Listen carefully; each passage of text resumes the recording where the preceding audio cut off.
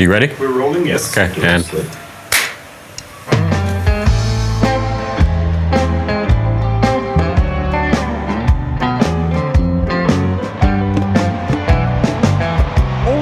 when that Ashbury sequence starts and the audience realizes what's happening, there was such a roar from the crowd. It was the loudest thing I'd ever heard in that room. It's a real kick to see the audience just thrive off of certain key moments in the show.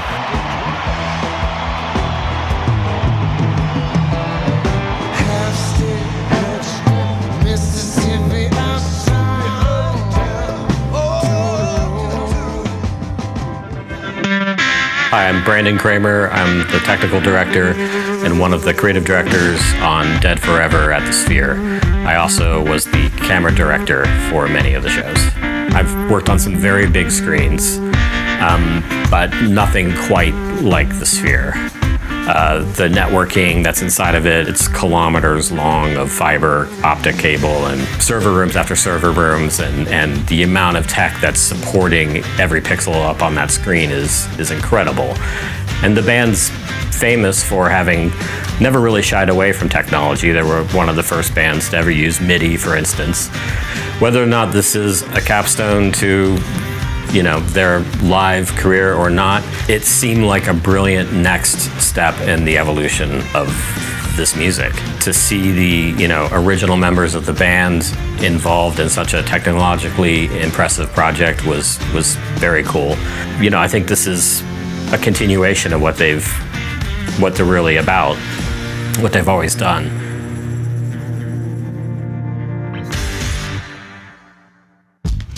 I think technology is at its best when it gets out of the way of the creative process.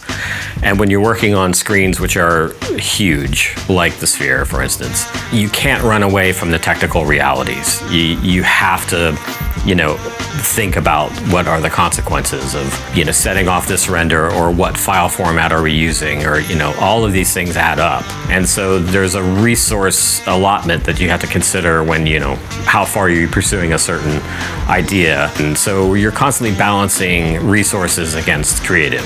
But what was nice is our tech stack was robust enough that we didn't really have to let the technology limit the creative. It's sort of like a funnel point. You have all this possibility, and it gets honed down into what's the most important thing and what is required from the technology to make all that happen. On past productions, we've pretty much been rate limited to 10 gig networks and pushing content at 10 gig or less speeds to our media server cluster. And even when we had the availability of working on 100 gig fiber networks, it never functioned at 100 gigs, and we were lucky to get 20.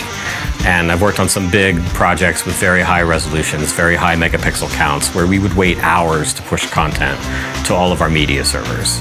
And with the WEKA cluster, that all changed. We were able to basically unlock RDMA technology that was effectively lying dormant on the Mellanox cards in all of these servers. And suddenly we were able to communicate at full 100 gig line speed and push all of this content in minutes, not hours, to all of the servers. The speed at which we were able to deliver push content to media servers was pretty revolutionary. I've never seen on any show I've worked on before our ability to push that much content out across a 100 gig network at actual 100 gig speeds. And I think that's down to the SMBW technology that's on the WEKA cluster.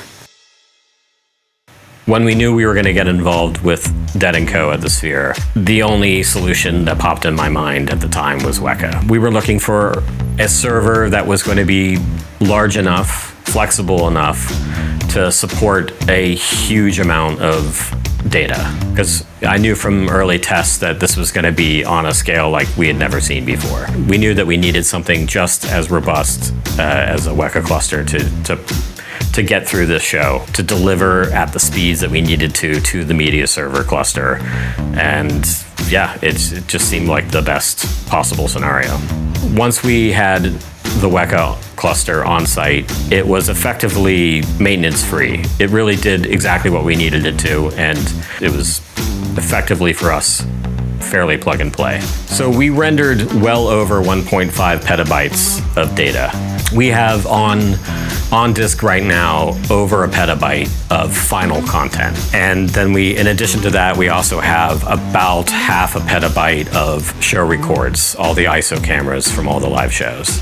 During a show, we are encoding everything and storing that on the WEKA cluster and then distributing it across a 100 gig network to the media servers. That is happening at effectively 100 gig line speed. So it's very fast to deliver very big files. Some of these final renders are over 5 terabytes. It's a huge amount of data that's flying around all of these networks.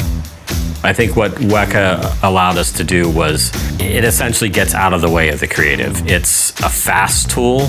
It has incredible depth and scalability, and we didn't have to make any sacrifices in order to work with it. We effectively were able to render with the image sequence formats that we wanted to use because of speed and flexibility.